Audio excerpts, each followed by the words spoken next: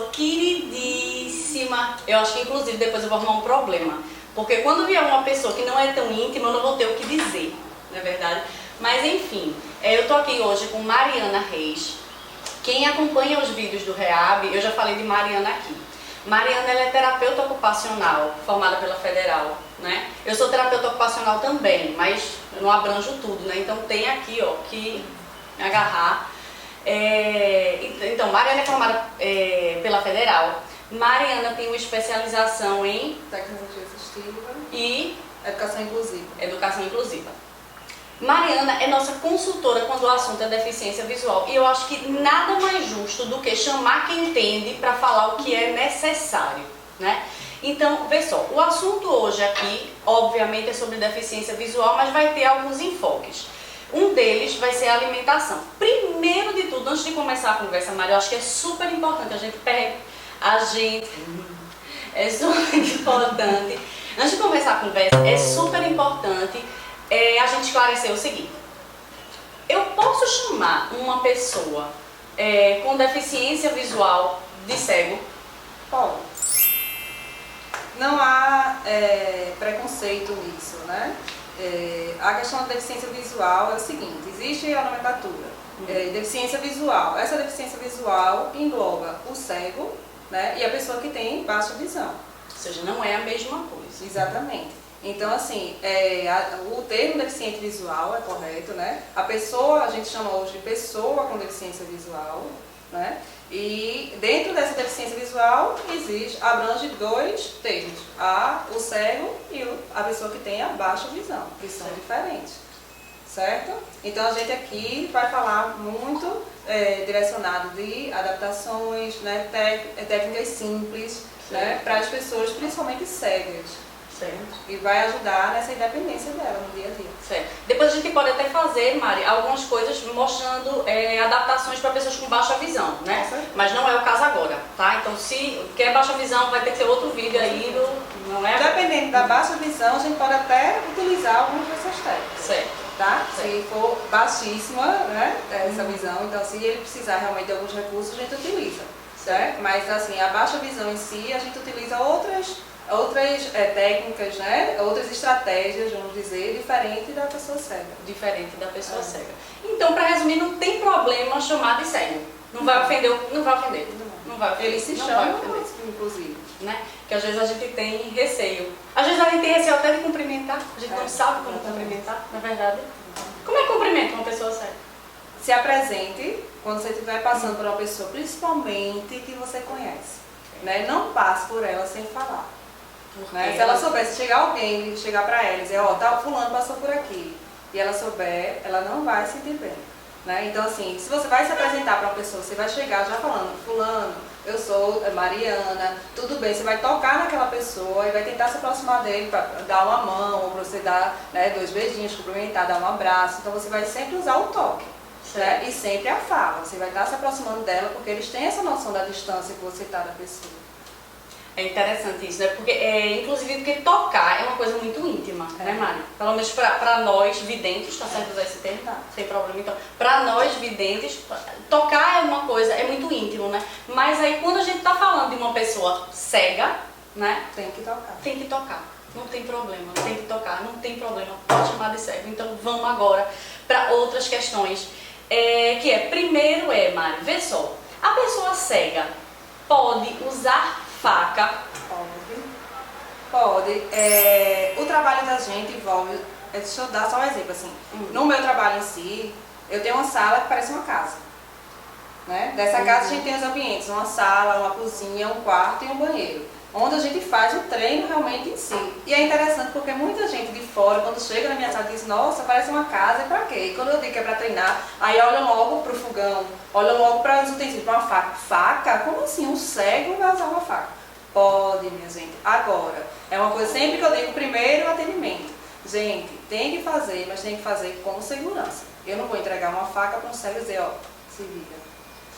Certo? Então tem algumas estratégias e tem que ter treino, que inicialmente é supervisionado.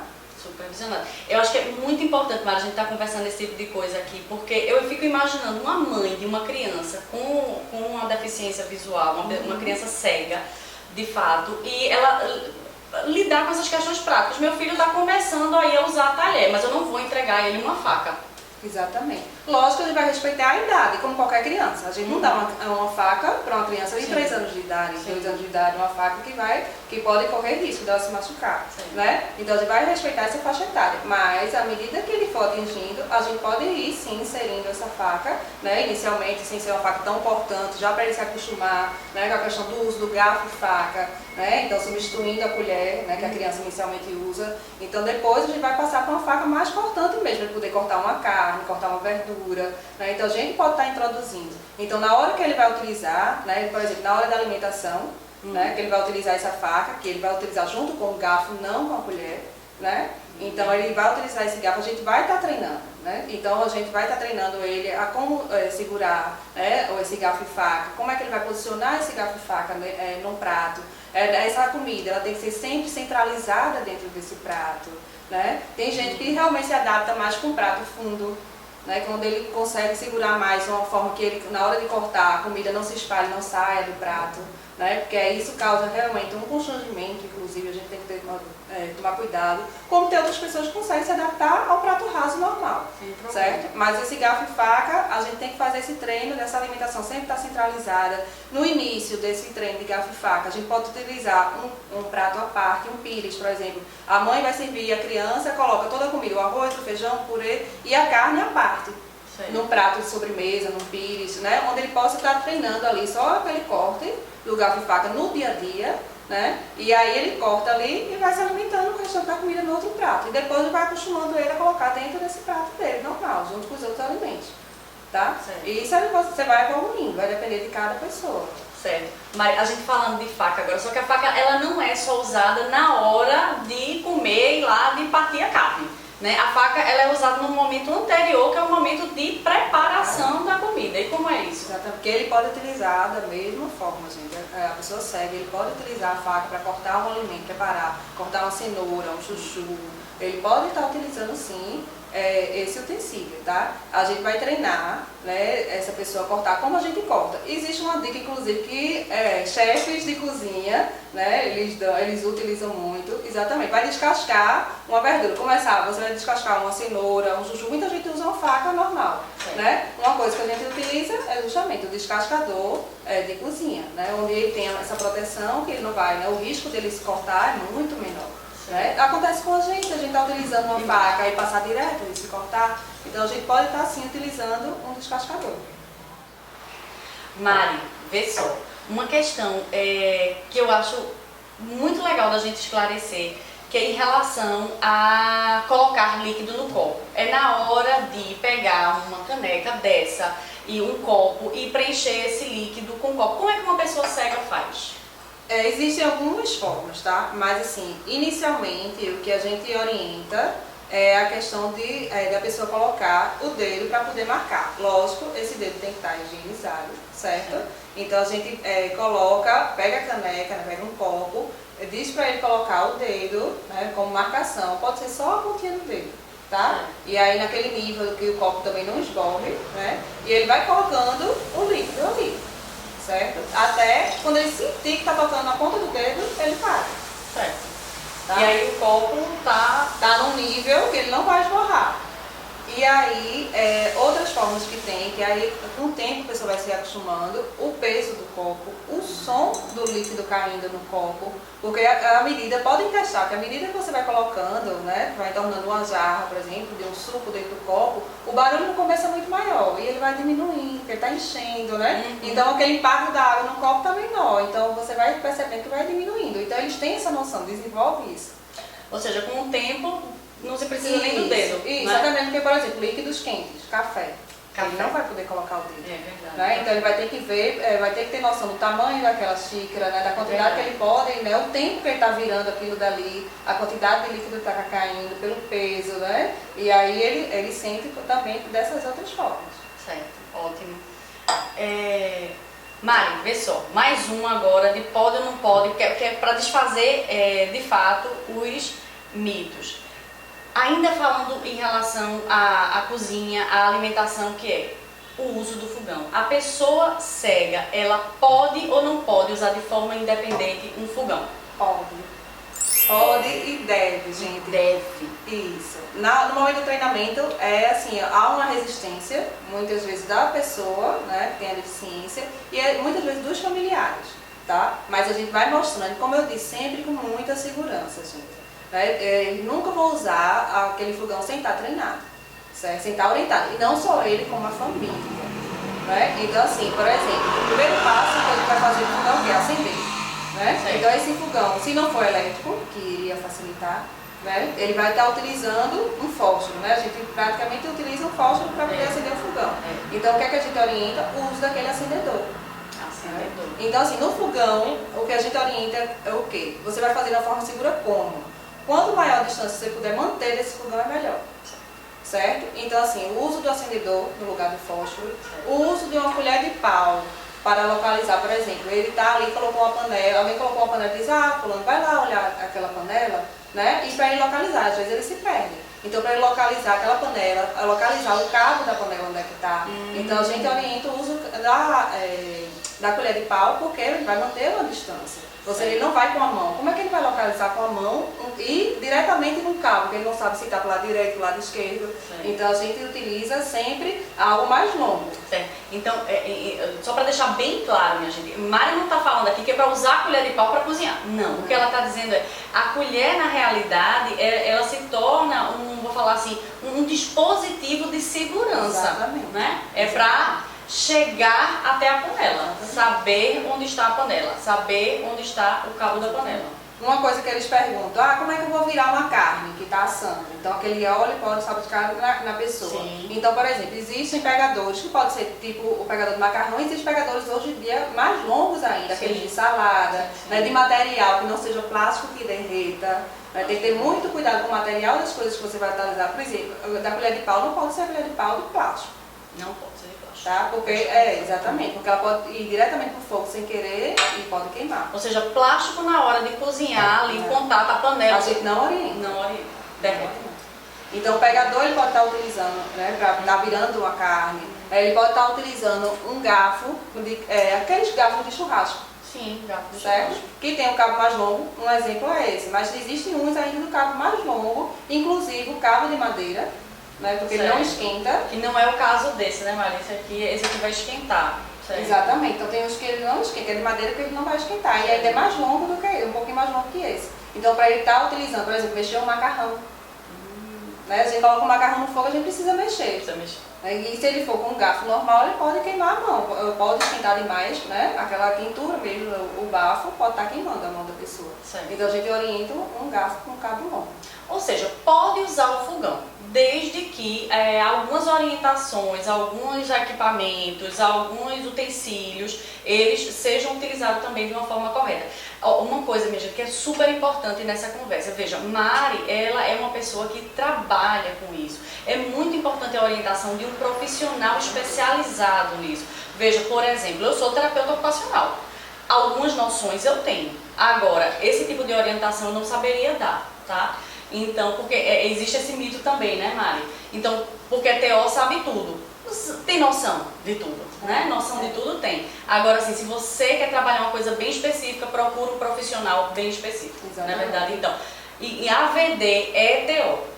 Tem que ir atrás de um TO. Tem que entrar, porque não é só a AVD em si, a gente vai ter toda uma avaliação daquela pessoa, da realidade dela, do dia a dia, da família. Gente, como a família é importante no dia a dia. Por exemplo, o uso do fogão. Deixa eu só fechar com esse da família, que eu acho que é super importante. Certo. A questão da família, no uso do fogão. Alguém vai utilizar o fogão, a gente não usa sozinho. Uma família que tem, uma casa que tem 4 ou 5 pessoas, mais de uma pessoa vai utilizar aquele fogão. Então eu vou colocar, eu que sou vidente, vou colocar um macarrão, uma água para esquentar para cozinhar o macarrão, né? Coloco numa caçarola com cabo e coloco o cabo para fora do fogão. Eu vidente, né? Eu vidente, vou lá, deixo o cabo para fora. Exatamente. Minha irmã que é cega, vai na cozinha, né? E passa na frente do fogão, ela não quer nem ir pro fogão. Mas ela passa, o fogão está no meio do caminho e ela passa. Ela vai bater nesse cabo. Acidente, risco de acidente. Cadê a segurança? Exatamente. Então a família tem que estar consciente. Sempre tem que ter essa consciência de que a pessoa cega, gente, ela não tem como adivinhar que aquele objeto está ali. certo? Então, um cabo de uma panela, um objeto no meio do caminho da casa, uma cadeira que mudou de local, né? Então, assim, a gente tem que sempre, o que a gente mudar de local, tem que avisar, ó, tal coisa, eu mudei de local, tirei uma cadeira do canto, coloquei no outro. Certo. Coloquei uma panela no fogo, não bota o cabo para fora, coloca o cabo pro lado. Já, certo? Então, a família tem que estar participando disso. Certo, então família bem orientada, tá? Certo. Eu sempre tive muita curiosidade em relação a isso, até ser TO e ter algumas noções. Vê só, Mari, na hora de se vestir, como é que uma pessoa cega faz, por exemplo, para achar no guarda-roupa aquela blusa vermelha com a calça jeans? Organização. A pessoa cega, ela tem que ser organizada. Tem que ser organizada. Se não nasceu organizado, vai ter que aprender a ser organizado. Para ser independente. Exatamente. Então, assim, uma coisa que eu treino muito, muitas vezes a gente faz visita à casa dessa pessoa, né, que é uma coisa que é muito importante. Então, uma coisa é você trabalhar dentro de uma sala terapêutica, vamos dizer assim, né? Então, não é a realidade dela. A gente treina ali sim, mas a gente vai para o dia a dia da pessoa e vai no guarda-roupa dela e vai, primeiro de tudo, tentar organizar de uma forma de otimizar, né, aquilo. Então, de uma forma que ela consiga identificar, separar gaveta de short, gaveta de camisa, gaveta de roupas íntimas, certo? Ou prateleiras, da forma que ele tiver ali disponível, certo? Roupas penduradas de uma forma, numa ordem que ele consiga identificar. E a gente vai trabalhar com aquelas peças. Como? Ele vai ter que saber a peça que tem uma gola em V é minha blusa verde. Entendeu? A minha blusa que tem um bolso e tem uma costura na frente, eu sei que ela é amarela com a costura rosa, tá? Então a gente vai identificar as cores muito dessa forma, tá? De alguma forma que ele identifica, ó, textura, né? Ou é bolso, se tem botão, se não tem, certo? Então tudo isso vai favorecer que ele consiga identificar aquelas peças. E a organização dentro do guarda-roupa, sempre. Certo. Ô Mari, você falou em blusa agora. Essa questão, a parte da blusa da frente, a parte da blusa de trás, como é isso? Ele vai identificar justamente dessa forma. Por exemplo, a blusa que tem um bolso, né? Eu sei que aquele bolso é na frente. Certo. Tá? Então ele vai saber qual é a parte da frente. Botão, tá? E uma coisa que é mundial é etiqueta. Etiqueta. Se você achava que a etiqueta só servia para ser chata, não Exatamente. serve. Então, assim, etiqueta identifica demais qual é a parte da frente e qual é a parte de trás. E a questão do avesso. Tá? Se a etiqueta estiver para fora, aquela roupa está pelo avesso. Que a gente não pensa nisso. A outra forma de ver se está pelo avesso ou não é a costura. Então, geralmente, a gente sabe que hoje existem milhões de modelos de roupas que para a pessoa cega exatamente. Tem a moda do avesso. Então, começou a complicar um pouquinho, porque às vezes as roupas, até a etiqueta, às vezes vem por fora, né? Então, a gente vai ter que mostrar. E as pessoas em casa também vão ter que mostrar ela quando for comprar, né? Vai ter que saber como é aquela etiqueta, certo? Se é dentro, se é fora. Mas, assim, ainda continua 90% por dentro. Certo. Então, e a costura da camisa também é uma forma de você ver se está pelo avesso. Você vai pegar naquela camisa e vai ver a costura dela. Geralmente o relevo fica para dentro, tá? Então, se ela estiver para fora, ela tá pelo avesso. Se ela estiver para fora, ela tá pelo avesso. Então tá, ótimo. Mari, eu queria muito agradecer a Mari por estar aqui hoje. Mari saiu lá de João Pessoa, não que seja longe, que a gente está em Recife. Mas Mari saiu de João Pessoa, veio pra cá. Inclusive, deixa eu contar um detalhe que eu acho que é importante. Hoje é terça-feira de carnaval. A gente tá do lado de Olinda. Eu e Mariana um frevo. Toca um frevo aí, pelo amor de Deus. Eu e Mariana...